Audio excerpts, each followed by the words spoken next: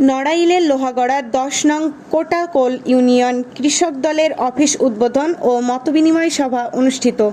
শরীফুজ্জামান, নড়াইল প্রতিনিধির ভিডিওচিত্রে বিস্তারিত। নড়াইলের লোহাগড়া উপজেলার 10 নং কোটাকোল ইউনিয়ন কৃষক দলের অফিস উদ্বোধন ও মতবিনিময় সভা অনুষ্ঠিত হয়েছে।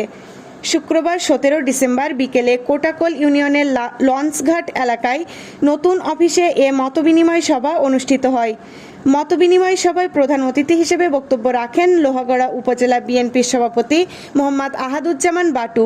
প্রধান বক্তা হিসেবে বক্তব্য রাখেন লোহাগড়া উপজেলা বিএনপির সাধারণ সম্পাদক কাজী সুলতানুজ্জামান সেলিম।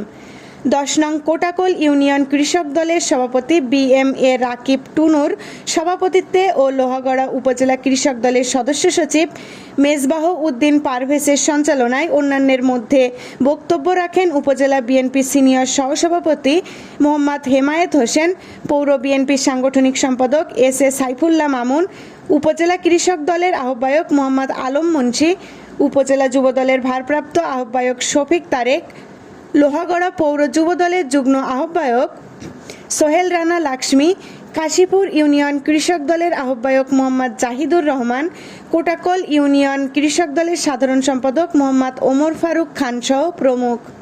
মতবিনিময় সভায় বক্তারা বলেন, আগামী জাতীয় সংসদ নির্বাচনে সকল ভেদাভেদ ভুলে ঐক্যবদ্ধভাবে দলীয় নেতাকর্মীদের ধানের শীষ প্রতীককে বিজয়ী করার জন্য আহ্বান জানান।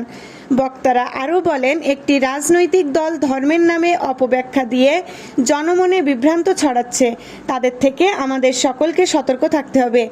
দেশনায়ক তারেক রহমান ঘোষিত রাষ্ট্র কাঠামো বিনির্মাণে 31 দফা বাস্তবায়ন করতে হবে আমাদের। বিগত আওয়ামী লীগের আমলে কৃষকরা সবচেয়ে বেশি অবহেলিত ছিল।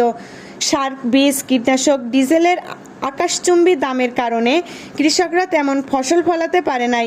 বিএনপি সরকার ক্ষমতায় আসলে কৃষির সাথে সংশ্লিষ্ট সকল প্রকার দ্রব্যমূল্য কমানো হবে বলে আমরা আশাবাদী।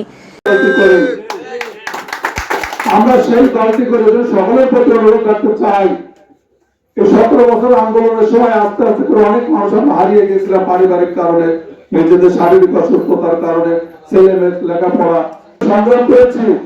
যারা সাথে আন্দোলনে থাকতে পারে নাই তাদেরকে শ্রদ্ধা করে সম্মান করি, কিন্তু এখন আশীর্বাদ হয় যা।